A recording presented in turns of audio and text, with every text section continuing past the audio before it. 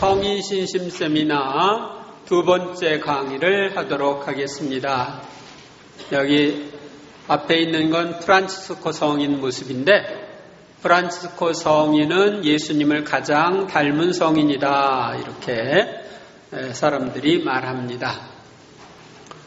하느님께서는 우리가 본받아야 할 모범으로 구약시대에 여러 성인들이 탄생하도록 섭리하셨습니다.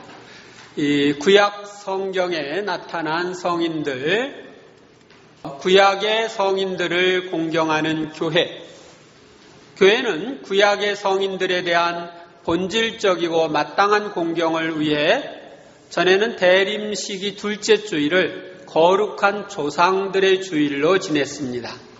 교부들은 가끔 구약의 위인들을 칭송하였습니다. 성 요한 크리소스토모는 계속해서 위대하고 고상한 욥의 인내를 본받도록 권고하였으며, 니사의 성 그레고리오는 노아는 의로운 사람이라고 성서는 기록하고 있으며, 아브라함은 믿음이 깊고 모세는 온유하고 다니엘은 지혜롭고 요셉은 순결하고 욥은 흠이 없었으며 다윗은 인내로서 완전하였다고 썼습니다. 이렇게 구약의 성인들을 칭송한 것입니다.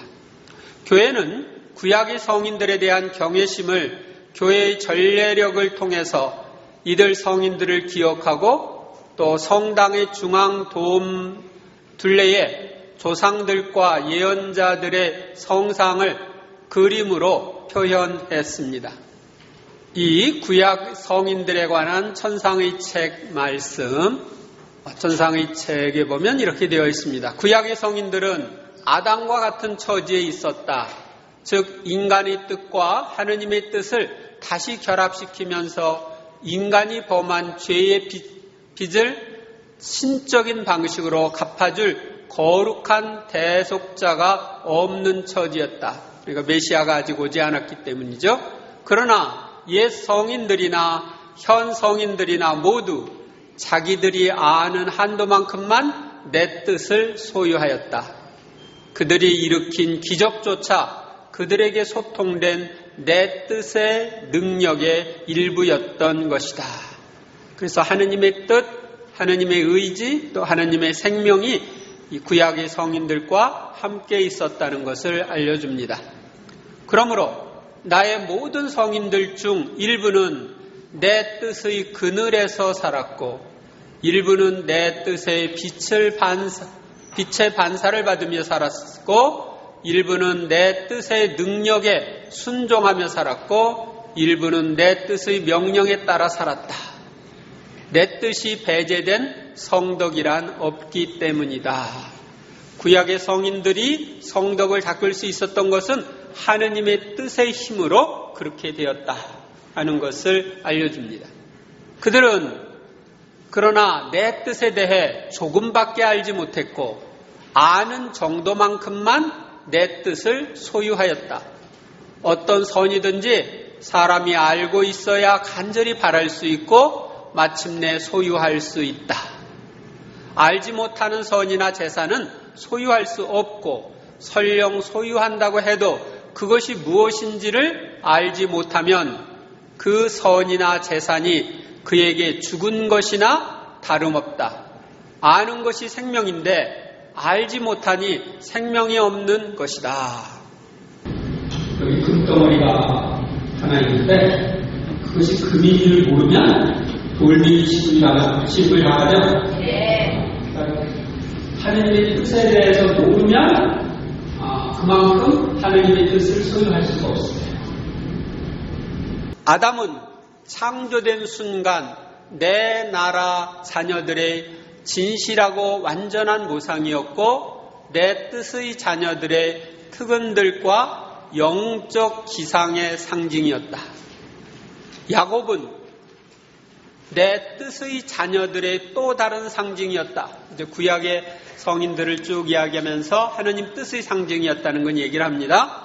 사실 이스라엘의 12지파는 그에게서 나왔고, 그들 가운데에 거룩한 피아스의 나라에 내 자녀들을 다시 결합시킬 미래의 구원자가 탄생할 것이었다.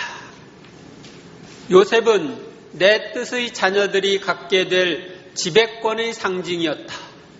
요셉이 이집트를 지배하죠. 그가 많은 사람들이 또한 그의 배은망덕한 형들도 굶어 죽지 않게 했던 것과 같이 거룩한 피앗의 자녀들도 지배권을 가지고 그들에게 내 뜻의 빵을 청하는 사람들을 굶어 죽지 않게 할 것이다. 천상의 책 21권인데 따라 구약의 큰 인물들은 장차올 메시아의 모상들로서 메시아를 베일로 가리듯 감추고 있는 한편 은혜와 표상도 그들 속에 담고 있었다. 그들은 또한 지고한 피앗의 자녀들이 소유할 모든 은혜들을 상징하기도 하였다. 그래서 구약의 그 성인들, 위대한 인물들은 피앗의 자녀들이 소유할 은혜들을 상징하는 것이다. 그래서 아까 아담 했죠? 아담은 창조된 순간에 내 나라 자녀들이 진실하고 완전한 모상이었고 내 뜻의 자녀들의 특은들과 영웅적 기상의 상징이었다. 그래서 우리가 그 창조된 아담, 타락하기 이전에 아담이 우리가 본받아야 할 모델입니다. 그 다음에 야곱은 아까 이야기했죠? 내 뜻의 자녀들이 또 다른 상징인데 야곱에게서 12지파가 나왔고 거룩한 피앗의 나라에 내 자녀들을 결합시킬 미래의 구원자 곧 메시아가 탄생할 것이다. 모세는 권능의 표상이었고 모세는 홍해를 가르는 권능을 보여줬죠. 삼손은 내 뜻의 자녀들의 힘의 상징이었다. 다윗은 그들에 대한 통치를 상징하였고 모든 예언자들은 은총을 하느님과의 친밀한 소통을 상징하였다. 그런데 이는 그들이 소유한 것보다 내 거룩한 피앗의 자녀들이 더 많이 소유할 것들이었다. 그러니까 이제 우리가 하느님 뜻 안의 삶으로 들어가서 하느님 뜻의 그 자녀들, 거룩한 피앗의 자녀들이 되면 구약의 성인 성녀들보다 더 많이 소유할 수 있다 하는 것을 이야기해 줍니다. 그 모든 이들 뒤에 천상 귀부인이며 존귀한 여왕, 티도 흠도 없는 분이신 내 어머니가 오셨다. 그분은 상징이나 표상이 아니라 실제 곧 진정한 생명으로서 특은을 받은 내 뜻의 맏딸이셨다. 나는 이 하늘의 여왕 안에서 내 나라 자녀들의 세대를 보았다. 즉 성모님 안에서 하느님 뜻의 나라의 자녀들의 세대를 본 것입니다. 그런데 성모님은 맏딸이 돼. 그 다음에 이제 오늘 할 것은 인류의 첫 조상 아담과 하와에 대한 이야기입니다. 아담은 붉은 흙, 사람이란 뜻입니다. 그래서 성경에 보면 처음에 창세기 2장에 아담이라는 말이 안 나와요. 사람이라고 되어 있어요. 사람을 뜻하는 히브리어에서 유래한 말이며 아담은 히브리어로 사람이라는 뜻이에요. 인류의 원조를 지칭하는 이름이다. 여러분들 교재에 보면 아담의 아내인 하와는 생명, 여자, 살다 란 뜻인데 생명을 뜻하는 히브리어에서 유래한 말이며 원조 아담이 자신들의 아내에게 생명을 지닌 모든 인류의 어머니라고 해서 붙여준 이름이다. 이렇게 되어 있죠. 신어 번역 불가타역에서는 이를 에바로 번역했다. 그래서 에와 이렇게 나온 거예요. 그러면 아담과 하와에 관한 성경 말씀을 보도록 하겠습니다. 인간의 창조와 에덴 동산 함께 읽겠습니다. 그때에 주 하느님께서 흙의 먼지로 사람을 빚으시고 그 코에 생명의 숨을 불어넣으시니 사람이 생명체가 되었다. 여기서 아담이라고 하지 않고 사람이라고 되어 있죠? 사람이라는 말이 히브리어로 아담이라는 말입니다. 주 하느님께서는 동쪽에 있는 에덴에 동산 하나를 꾸미시어 당신께서 빚으신 사람을 거기에 두셨다. 주 하느님께서는 보기에 탐스럽고 먹기에 좋은 온갖 나무를 흙에서 자라게 하시고 동산 한가운데에는 생명나무와 선과 악을 알게 하는 나무를 자라게 하셨다. 그래서 에덴 동산입니다. 주 하느님께서는 사람을 데려다 에덴 동산에 두시어 그곳을 일구고 돌보게 하셨다. 그리고 주 하느님께서는 사람에게 이렇게 명령하셨다. 너는 동산에 있는 모든 나무에서 열매를 따먹어도 된다. 그러나 선과 악을 알게 하는 나무에서는 따먹으면 안 된다. 그 열매를 따먹는 날 너는 반드시 죽을 것이다. 네, 여러분들 동산에 큰 열매가 있는데 다른 건 다 따먹어도 되는데 이거 따먹으면 너 죽어. 그러면 따먹겠지 안 따먹겠어요?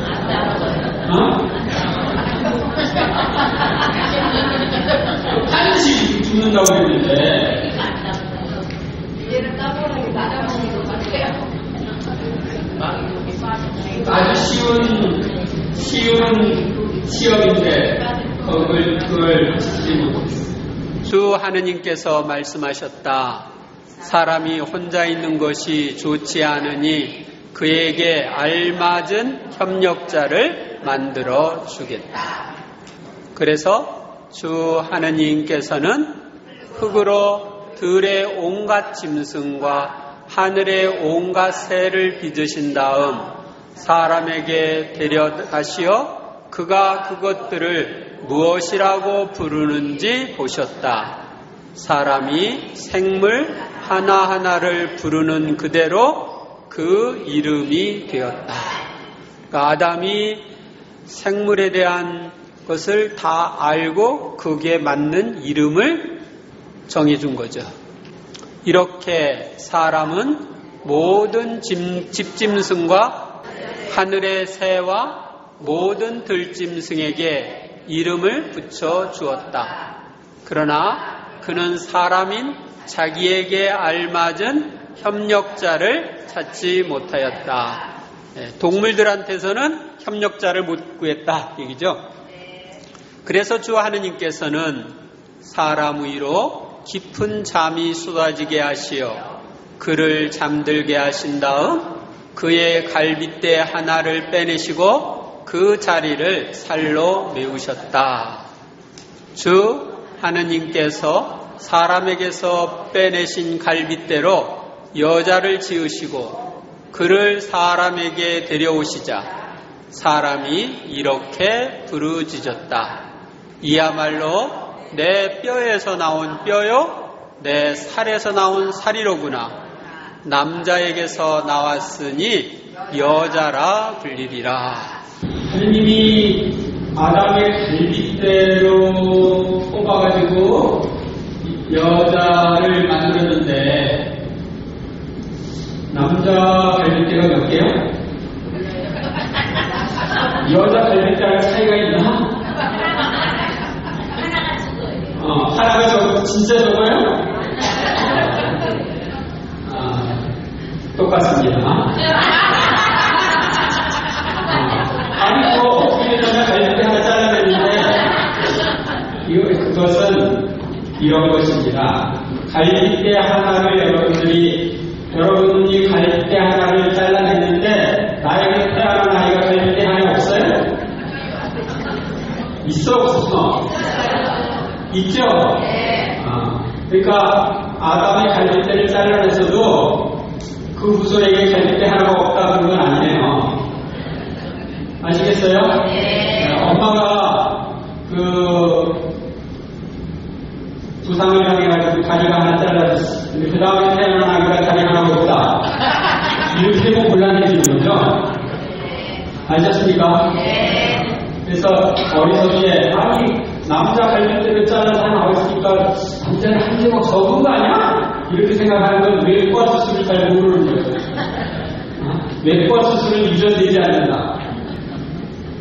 그러므로 남자는 아버지와 어머니를 떠나 아내와 결합하여 둘이 한 몸이 된다. 사람과 그 아내는 둘 다 알몸이면서도 부끄러워하지 않았다. 그러니까 남자 여자가 같이 살도록 해주신 분이 누구예요? 네, 하느님이에요. 결혼 제도를 만드신 분이 하느님이십니다. 그다음 하느님의 뜻을 거부한 인간의 죄에 창세기 3장 1절 이하입니다. 읽어보세요. 뱀은 주 하느님께서 만드신 모든 들짐승 가운데 가장 강교하였다. 그 뱀이 여자에게 물었다. 하느님께서 너희는 동산의 어떤 나무에서든지 열매를 따먹어서는 안 된다고 말씀하셨다는데 정말이냐? 이때는 뱀이랑 이야기를 할 수 있었는가 봐요. 그러니까 타락하기 전에는 서로 통한 거죠. 여자가 뱀에게 대답하였다. 우리는 동산에 있는 나무 열매를 따먹어도 된다. 그러나 동산 한가운데 있는 나무 열매만은 너희가 죽지 않으려거든 먹지도 만지지도 마라 하고 하느님께서 말씀하셨다. 그 여자에게 좀 과장법이 있어요. 먹지 말라고 그랬지 만지지 말라고 말은 안 되는데 먹지도 만지지도 못하나. 그러자 뱀이 여자에게 말하였다. 너는 결코 죽지 않는다. 그러니까 너희가 그것을 먹는 날 너희 눈이 열려 하느님처럼 되어서 선과 악을 알게 될 줄을 하느님께서 아시고 그렇게 말씀하신 것이다. 즉 하느님 말씀에 대한 불신을 얻는 거죠. 하느님 말씀에 대한 불신에서 죄가 시작되는 거예요. 하느님 말씀보다 뱀의 말에 더 귀를 기울이는 것, 뱀의 말을 더 믿는 것, 이것이 문제죠. 여자가 쳐다보니 그 나무 열매는 먹음직하고 소담스러워 보였다. 그뿐만 아니라 그것은 슬기롭게 해줄 것처럼 탐스러웠다. 그러니까 쳐다보면 욕심이 생기는 거예요. 그래서 견물생심 그랬죠. 그래서 여자가 열매 하나를 따서 먹고 자기와 함께 있는 남편에게도 주자 그도 그것을 먹었다. 그러자 그 둘은 눈이 열려 자기들이 알몸인 것을 알고 무화과 나무 잎을 엮어서 두렁이를 만들어 입었다. 그런 주 하느님께서 저녁 산들바람 속에 동산을 거니시는 소리를 들었다.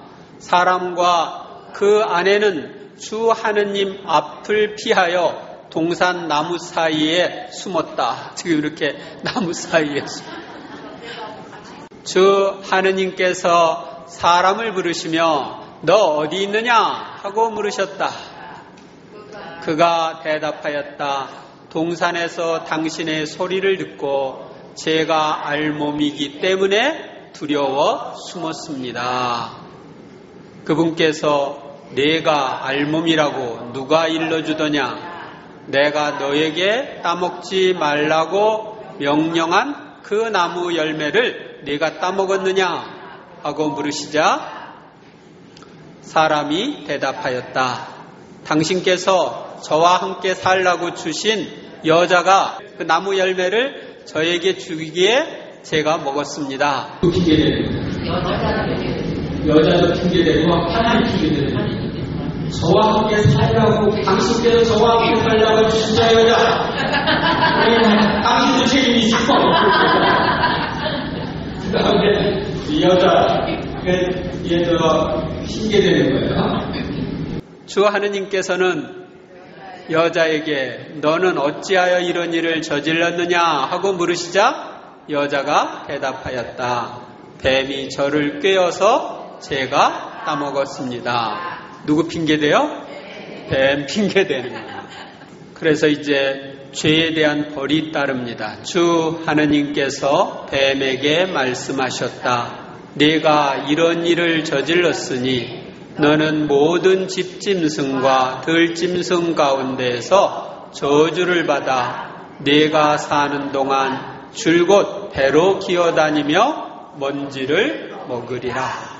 뱀이 저주를 받죠. 그 다음에 나는 너와 그 여자 사이에 내 후손과 그 여자의 후손 사이에 적개심을 일으키리니 여자의 후손은 너의 머리에 상처를 입히고 너는 그의 발꿈치에 상처를 입히리라. 여기서 보면은 나는 너와 그 여자 사이라고 했죠? 그 여자는 아담의 아내인 하와를 이야기하는 게 아니고 성모 마리아를 그 여자 내 후손과 그 여자의 후손 보통은 누가 누구를 하고 할 때 보면 남자 얘기만 쫙 나오죠. 그래서 근데 이 여자의 후손이라고 했냐? 성모 마리아는 남자의 관여 없이 예수님을 잉태해 낳으시죠. 그래서 성모 마리아가 낳은 예수님은 여자의 후손입니다. 아셨어요? 네. 그래서 여자의 후손은 너의 머리에 상처를 입히고 너는 그 발꿈치에 상처를 입히리라. 그래서 이 머리에 상처를 입힌 건 치명상이죠. 그래서 성모님을 통해서 성모님에게서 탄생한 예수님에 의해서 마귀가 멸망할 것을 예고하고 있습니다. 뱀의 모습으로 하와를 꼬셨던 마귀가 이제 결국은 망할 것을 예고합니다. 이 발꿈치에 상처를 입힌다고 하는 건 뭐냐면 발꿈치는 가장 약한 부분입니다. 가장 약한 부분에 대한 공격을 하는 거죠. 그리고 여자에게는 이렇게 말씀하셨다. 나는 네가 임신하여 커다란 고통을 겪게 하리라. 너는 괴로움 속에서 자식들을 낳으리라. 너는 네 남편을 갈망하고 그는 너의 주인이 되리라. 여러분들 아기 낳을 때 산고의 고통을 겪었어요? 네. 누구 때문인가? 하와 때문이구나. 그렇게 생각할지 모르겠는데요. 그리고 사람에게는 이렇게 말씀하셨다. 아담이라고 하지 않고 사람이라고 얘기하죠. 아담이라는 말이 사람이라는 뜻이니까요. 내가 아내의 말을 듣고 내가 너에게 땅을 따먹지 말라고 명령한 나무에서 열매를 따먹었으니 땅은 너 때문에 저주를 받으리라. 그러니까 땅도 저주를 받았어요. 이 땅은 축복받은 게 아니라 아담 때문에 저주를 받았어요. 그 결과 너는 사는 동안 줄곧 고통 속에서 땅을 부쳐 먹으리라.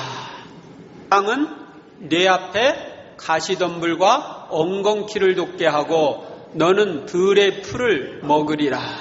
그러니까 원래는 아담이 수고를 하지 않고도 먹고 살 수가 있는 그런 땅이 있는데 땅이 아담 때문에 저주를 받아서 오늘날은 수고를 해야 소출을 먹을 수가 있습니다.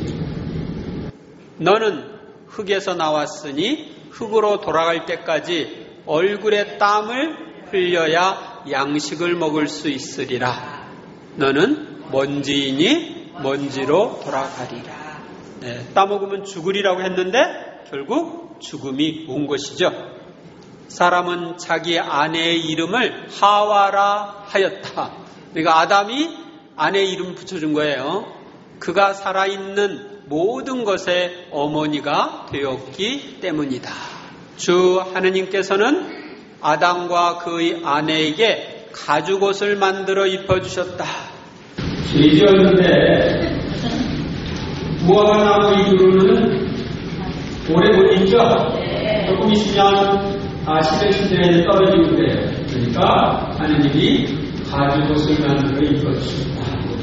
여기서 벌하시면서도 인간을 사랑하시는 하느님의 모습을 볼 수가 있죠. 그러면 이 천상의 책에 나오는 아담과 관련되는 부분의 말씀을 보도록 하겠습니다.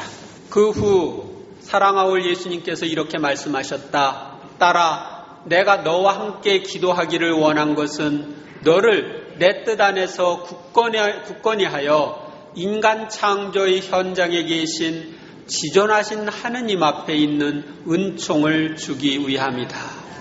하느님 뜻 안으로 들어가면 과거, 현재, 미래의 구분이 없기 때문에 아담과 하와의 창조도 현재 진행적인 것처럼 볼 수가 있습니다. 우리 성삼위는 그때 인간에게 모든 선을 주었으므로 언제? 창조될 때. 인간의 뜻이 곧 우리의 뜻이었고 우리의 뜻이 곧 인간의 뜻이었으며 모든 것이 인간과 우리 사이에서 일치를 이루고 있었다. 그러니까 하느님과 인간이 한 마음 한 뜻으로 살았다 하는 것을 알려주죠. 인간은 원하는 모든 것을 우리에게서 가져갈 수 있었으니 곧 성덕, 지혜, 능력, 행복 등등이었다. 그러니까 하느님과 하나 되어 살았기 때문에 하느님 건 몽땅 인간 것, 인간 건 몽땅 하느님 것 이렇게 되는 거예요. 그리하여 인간은 우리의 원형, 우리의 초상, 우리의 행복한 아들이 되었다. 이렇게 하느님 뜻을 어기지 않고 하느님 뜻과 하나 되어서 살았던 삶이 아담과 하와가 범죄하기 이전의 삶입니다. 따라서 아담은 존재하기 시작한 후부터 일정 기간 동안 자신이 창조된 목적을 완전히 달성하고 있었다. 그는 자기 창조주의 뜻으로 사는 것이 무엇을 뜻하는지를 체험하고 있었고 하느님의 뜻으로 사는 것, 하느님의 의지로 사는 것이 무엇인지를 체험한 거예요. 우리 역시 우리의 이 모상 안에 우리의 행위들이 반사되는 것을 보며 기뻐하였다. 하느님께서 당신의 모습으로 사람을 창조하셨다고 되어 있죠, 성경에. 그러니까 그 아담의 모습 안에서, 아담의 행위 안에서 하느님의 모습이 보이는 거예요. 다시 말하면 하느님처럼 신적인 행위를 하는 모습을 보면서 하느님은 당신의 행위를 반사하는 이 아담을 보며 기뻐한 것입니다. 우리가 하느님의 모습대로 창조되기 때문에 하느님처럼 살아야 되는 게 가능합니다. 근데 지금 우리는 그래요? 안 그러죠? 이건 타락한 모습이에요. 그 뒤 아담은 자신의 뜻을 우리 뜻에서 떼어놓았고 이로 인해 그는 우리에게서 떨어져 나간 상태로 있게 되었다. 그러니까 처음에는 하느님의 뜻대로 선악과를 안 떠먹고 하느님 뜻과 하나 되어서 살았는데 나중에는 선악과를 따먹지 말라는 하느님의 뜻을 어기고 자기 뜻대로 선악과를 따먹음으로써 바로 하느님의 뜻에서 떨어져 나가게 됩니다. 뜻의 이치에서 뜻의 분리가 이제 오게 된 거죠. 아담은 왜 죄를 지었겠느냐? 하느님의 매력에서 그의 눈길을 돌렸기 때문이다. 하와가 금단의 열매를 내밀며 먹으라고 하자 그는 그것을 보았다. 그의 시각이 그것을 보면서 기쁨을 느꼈고 그의 청각이 이 열매를 먹으면 하느님처럼 된다는 하와의 말을 들으면서 즐거움을 느꼈고 그의 미각이 그것을 먹으면서 쾌감을 느꼈다. 그러므로 이 기호가 그의 타락을 유발한 첫 행위가 되었다. 하느님께 대한 매력에서 인간에 대한 매력, 물질인 열매에 대한 먹는 것에 대한 그 매력으로 넘어가니까 이제 타락이 됩니다.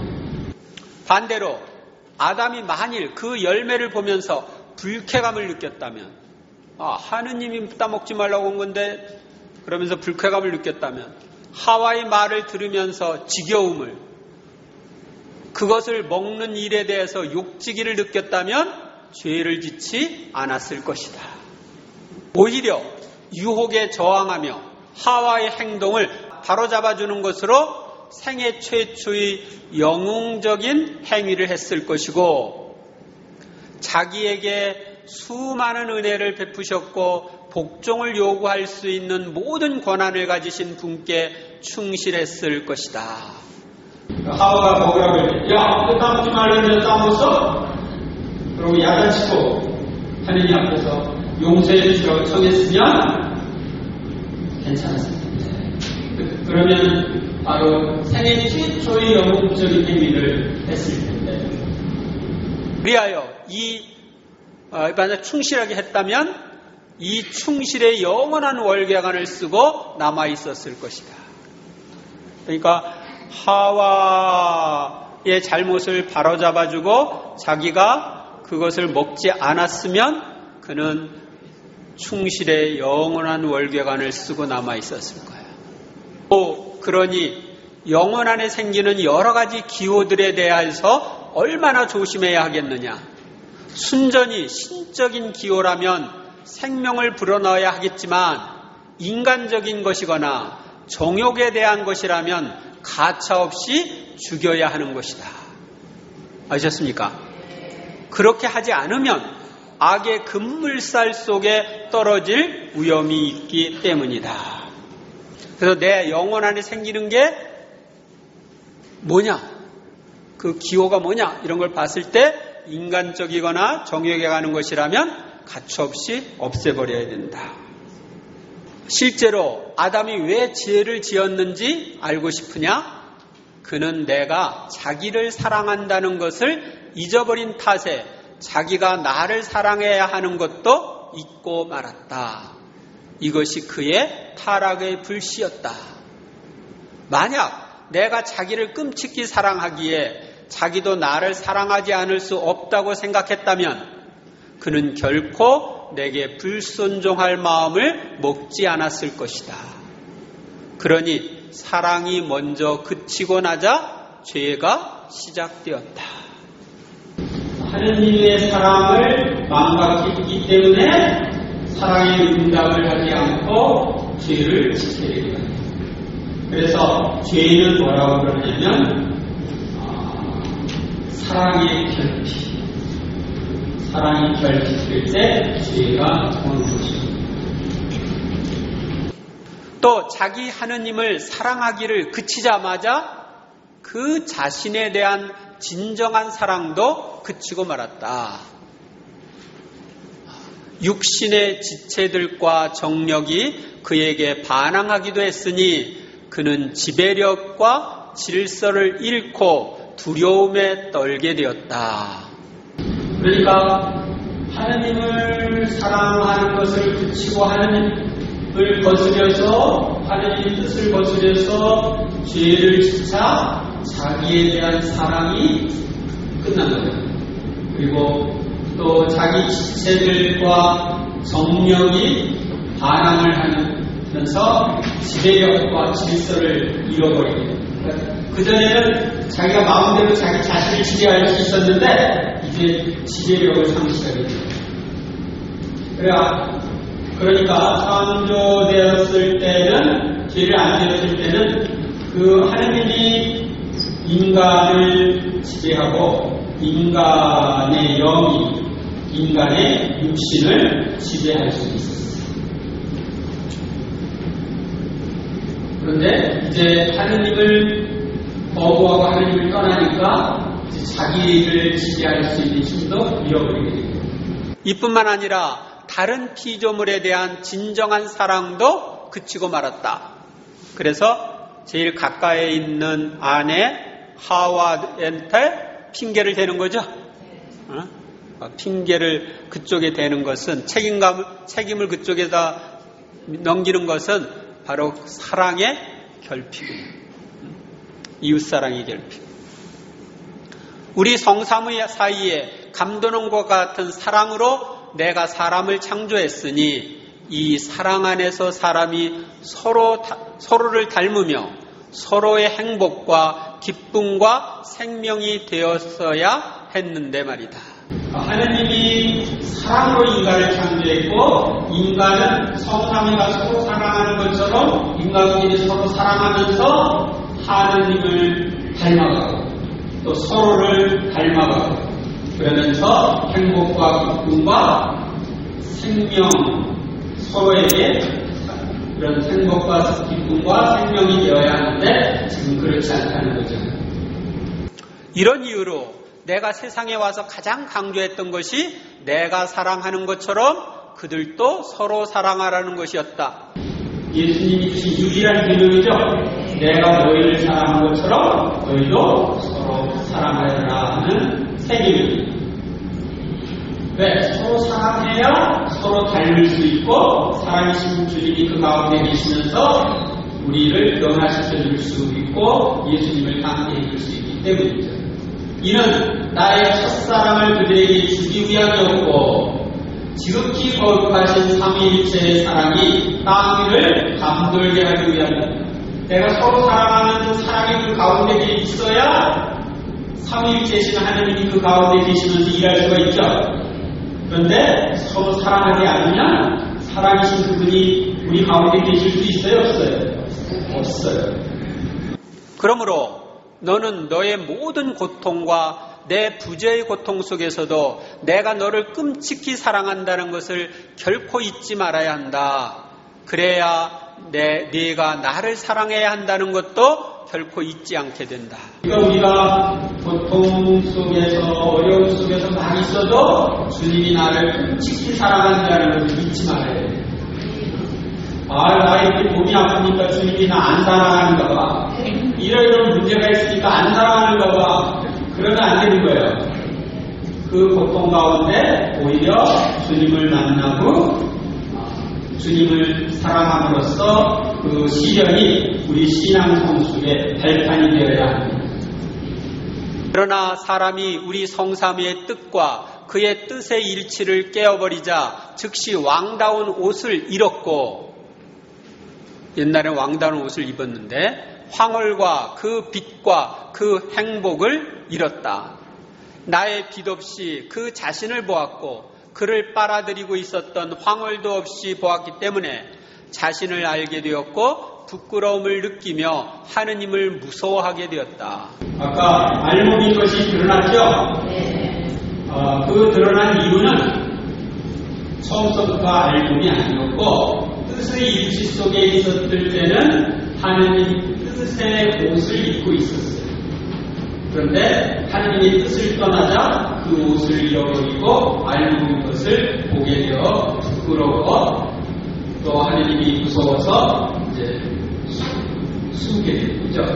그러므로 그의 본성 자체도 이 일에 통탄할 결과를 느꼈으니 추위와 자신이 알몸임을 따라서 필사적으로 자신을 덮어싸지 않을 수 없는 욕구를 느꼈던 것이다. 그래서 무화과 나무로 두렁을 만들어서 걸친 거예요. 만약 아담이 이 거룩한 뜻을 배척하지 않았다면, 그러니까 선악과를 따먹지 말라는 하느님의 뜻을 배척하지 않았다면 그의 본성도 옷가지를 걸칠 필요를 느끼지 않았을 것이다. 발가벗고 있는 자신을 부끄러워하지 않았을 것이고 추위와 더위와 배고픔과 나약에 시달리는 처지가 되지도 않았을 것이다. 그러나 이 자연적인 모든 것들은 거의 아무것도 아니었다. 어느 쪽이냐 하면 그의 영혼이 잃고만 크나큰 선의 상징이었을 뿐이다.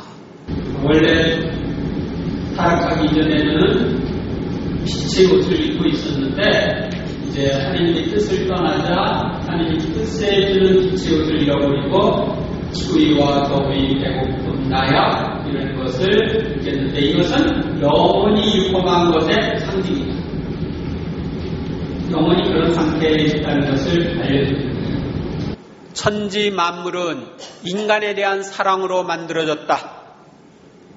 더욱이 우리 성삼위의 사랑은 너무나 컸으므로 만약 필요했다면 이 세상에 태어날 사람들의 수만큼 많은 하늘과 태양과 별과 바다와 땅과 식물 등을 창조하여 각 사람이 저마다 창조된 세계 하나를 곧 그 자신의 우주를 소유하게 했을 것이다. 실제로 만물이 창조되었을 때에는 아담 홀로 그 모든 창조물을 목격하였고 원하는 선은 무엇이든지 죄다 누릴 수 있었다. 그러니까 하느님이 인간을 너무너무 사랑하셔서 한 사람 앞에 우주 만물 하나씩 다 주실 수도 있었다. 그리고 실제적으로는 아담이 먼저 혼자 우주 만물을 다 목격할 수 있었어요. 한데 우리가 그렇게 하지 않았던 것은 한 사람마다 다 우주를 하나씩 만들어주지 않았던 것은 비록 다른 이들이 역시 누린다고 하더라도 각 사람이 그 모든 것을 자기 것인 양 누릴 수 있기 때문이었다. 그럼에도 인간에게 부족한 것이 있고 인생이 고생살이로 여겨지는 것은 죄 때문이다. 죄가 내 은혜의 길을 가로막으면서 내가 창조한 것이 배은망덕한 인간에게 풍성히 흘러들지 못하게 하는 것이다. 그러니까 하느님이 창조한 것이 풍성히 우리에게 흘러들지 못하는 건 인간의 죄 때문이다. 그러니까 우리는 태양을 가지고 저 태양 내 거야.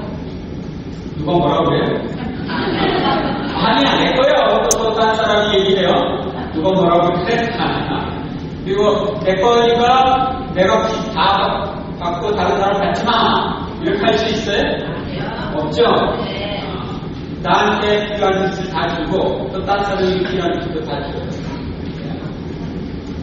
그러니까 우주의 이 지구인들을 위해서 태양은 하나로 속한 거예요. 이와 같은 일이 아담에게 일어났다. 그는 첫 사람이어서 모든 세대의 머리로 세워졌다. 머리로 세워졌기 때문에 다른 이들에게 인간 생명의 성장에 필요한 것을 줄 씨앗들을 가지고 있어야 했다. 아담은 하느님께서 자기를 지어내신 순간에 모든 지식을 받았다고 할 수 있다. 대단해요. 다른 사람들은 노력을 쏟은 끝에 알게 되는 것을 아담은 놀라운 방식으로 알고 있었다. 바로 하느님의 선물로 받아가지고 있었으니 그에게는 이 땅의 모든 것에 대한 지식이 있었다. 놀랍죠? 우리는 배워야지 하는데 이 아담한테는 하느님이 그냥 부어줬어요. 그래서 이걸 이제 생각하면 이 세상 모든 사람이 지식을 다 합해도 아담이 가진 지식만 못하다. 말하자면 모든 식물과 초본과 이들 각자가 지닌 효능에 대한 지식, 온갖 종류의 동물과 이들을 이용하는 방법 및 음악과 노래하는 법에 대한 지식, 글쓰기와 의학에 대한 지식 등 모든 것에 대한 지식이었다. 다른 세대들은 각기 특수한 지식을 가지고 있었지만 아담은 모든 지식을 다 가지고 있었던 것이다. 놀랍죠? 그래서 각 동물들의 이름을 다 정해 줄 수가 있었어요. 그러니까 온 인류의 지식을 다 해도 아담과 하와 이대로 태어난 사람들의 지식을 다 합해도 아담의 지식만 못하다. 아담이 얼마나 위대한 존재인지 알 수 있습니다. 사실 죄를 짓기 전에 아담은 내 뜻을 소유하고 있었다. 내 뜻을 소유하고 있었기 때문에 자기 창조주와 비슷한 모습으로 성장하였고 온 하늘의 황홀을 이룰 정도로 성장하였다. 그러므로 모두가 그에게 봉사하는 것을 영예로 여겼다. 그러니까 천사들이나 동물들이나 다 아담에게 봉사하는 걸 영예로 여겼다.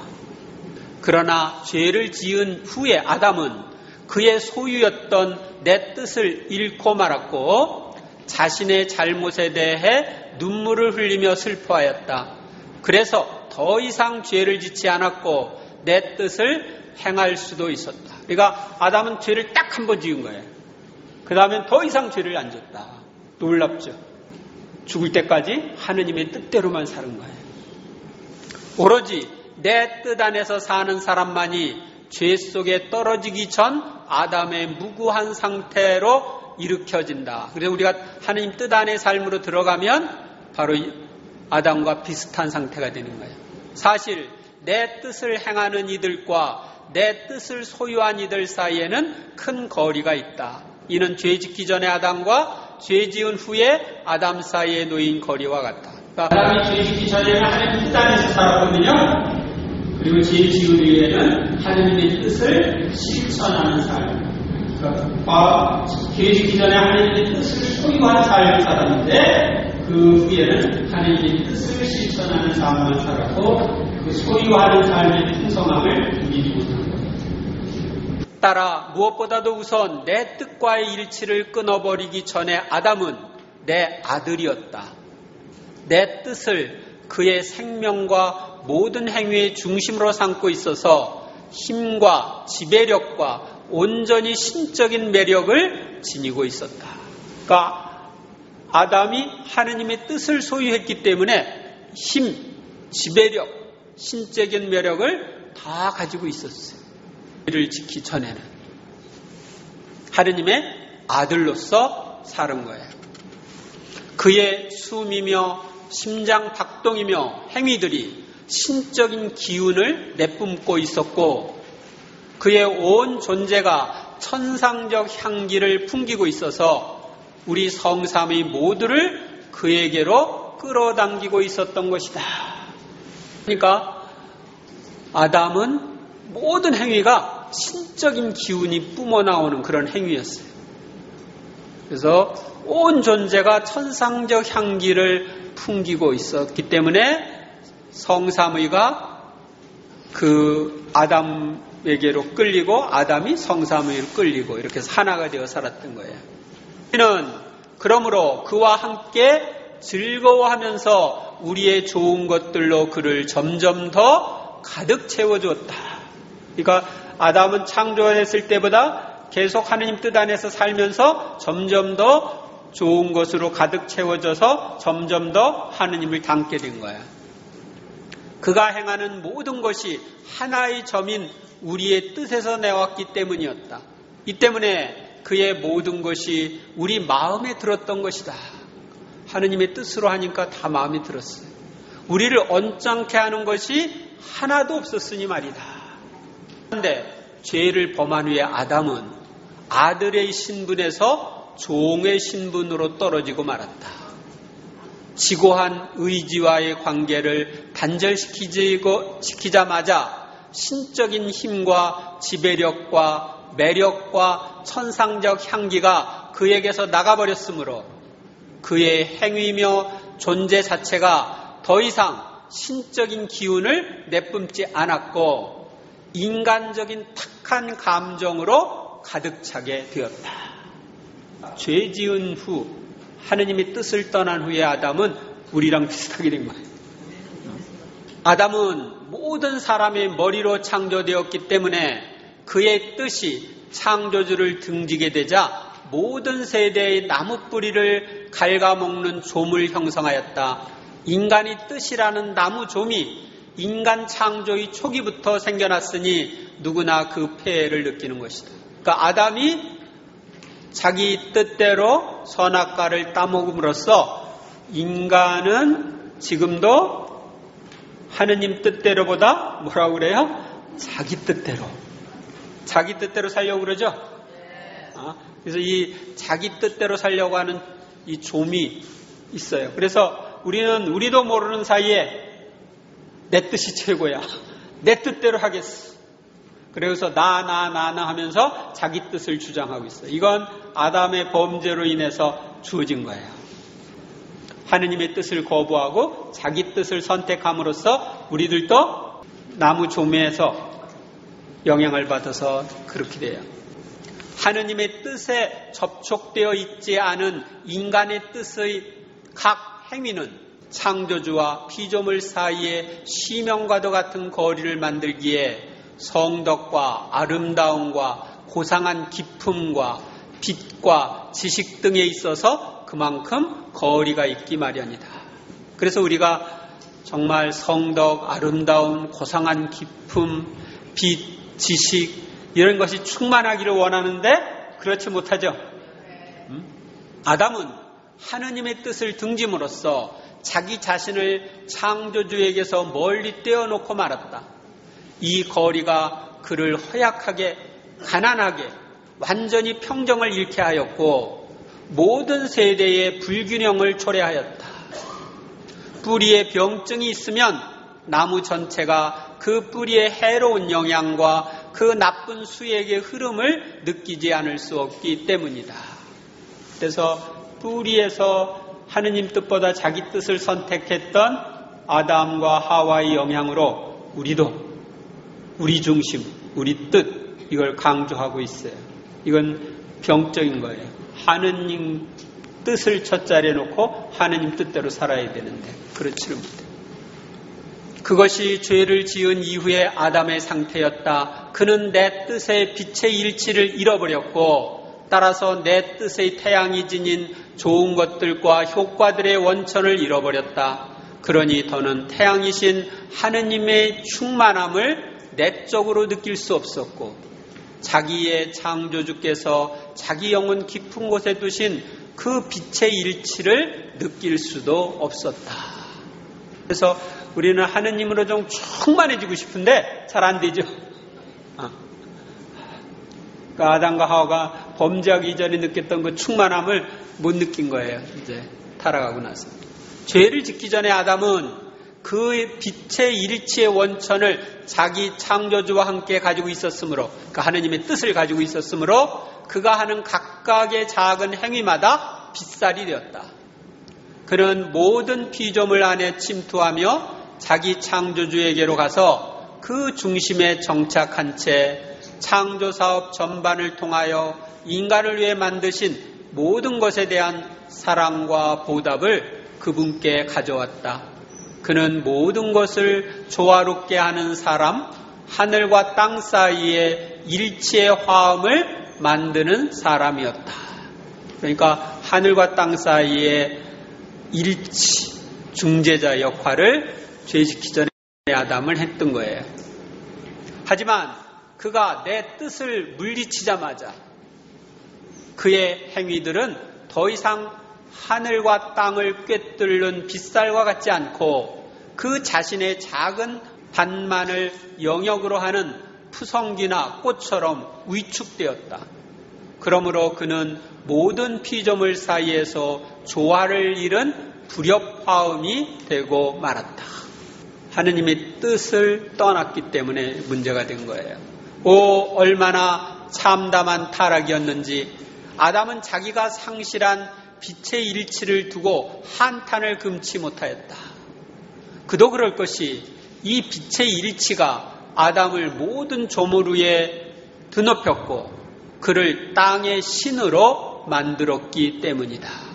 하느님과 뜻의 일치에서 나오는 그것으로 이 땅의 신처럼 되었는데 모든 조물 위에 최고의 조물이 되었는데 그걸 잃어버리니까 이제 아무것도 아닌 존재가 됩니다. 아담은 이 빛의 일치를 상실함으로써 온 존재가 엉망진창이 되었고 자신이나 그의 자손들이나 대대로 어둠과 나약과 욕정에 사로잡히게 되었다. 그래서 우리가 이런 어둠, 나약, 욕정의 영향을 받고 있어요. 그와 같은 일이 아담에게 일어났다. 지고하신 뜻에서 물러가자 자기 창조주의 저 단일한 행위를 잃고 그 자신의 한정된 힘밖에 없었으니 고통으로 허덕이며 활동하였다. 게다가 하나의 일에 힘을 쓰고 나면 그 다음 일에는 같은 힘을 쓸 수 없을 만큼 기력이 떨어지는 것을 느끼곤 하였다. 아담이 범죄하기 이전에는 동산을 돌보는 이런 일을 했어도 항상 힘이 넘쳤어요. 항상 같은 힘으로 할 수 있었는데 범죄한 뒤에는 자기가 가지고 있는 힘밖에, 과거에는 범죄하기 이전에는 하나님 뜻으로부터 오는 힘이 있었거든요. 모든 힘의 원천을 가지고 있었거든요. 그러니까 지치는 줄 모르는 거예요. 그런데 범죄한 뒤에는 하나님 뜻의 생명에서 오는 힘을 상실했으니까 자기가 가지고 있는 육적인 힘밖에 없어요. 그러니까 힘을 한번 쓰고 나면 지치는 거죠. 아담은 따라서 자기의 행위들이 얼마나 빈약한지를 뼈저리게 실감하였다. 우리도 열심히 막 일하고 나면 지치죠. 아담에게 그런 일이 일어났으니 그는 내 뜻을 등지고 물러감으로써 자기 창조주의 단일한 힘을 잃어버렸고 이 힘과 함께 만물에 대한 지배력과 통치력도 잃어버렸다. 그러니까 하느님 뜻을 소유할 때는 만물에 대한 지배력과 통치력이 있었는데 하느님의 뜻을 떠났기 때문에 이것도 잃어버린 거예요. 그래서 이 모양 이 꼴이 된 거죠. 영광이 성부와 성자와 성령께 성부와 성자와 성령의 이름으로 아멘. 네, 아담에 대해서 좀 오늘 다 못했어요. 반밖에 안 했어요. 다음번에 이제 나머지 반을 하도록 하겠습니다. 성부와 성자와 성령의 이름으로 아멘. 좋으신 하나님, 아담이 하나님 뜻 안에 살 때 늘 행복하게 힘있게 하나님의 기운을 풍기면서 신적인 매력을 풍기면서 살았다는 것을 배웠습니다. 그런데 범죄를 하고 나서는 하나님의 뜻에서 벗어나 자기 뜻대로 생활함으로써 나약함과 여러 가지 문제가 생겼다는 것도 배웠습니다. 우리 모든 인류를 다시 한번 범죄하기 이전에 하나님 뜻 안의 삶으로 이끌어 주시고자 우리를 초대해 주셨으니 감사드립니다. 아담과 하와가 범죄하기 이전의 상태의 삶으로 온 인류를 돌려놓고자 하시는 하나님의 좋으신 계획에 감사드립니다. 저희 모두가 그런 하나님 뜻 안의 삶으로 들어갈 수 있도록 저희 모두를 축복해 주시옵소서. 전능하신 천주 성부와 성자와 성령께서는 여기에 있는 이들에게 축복을 내리시어 길이 머물게 하소서. 아멘. 성부와 성자와 성령의 이름으로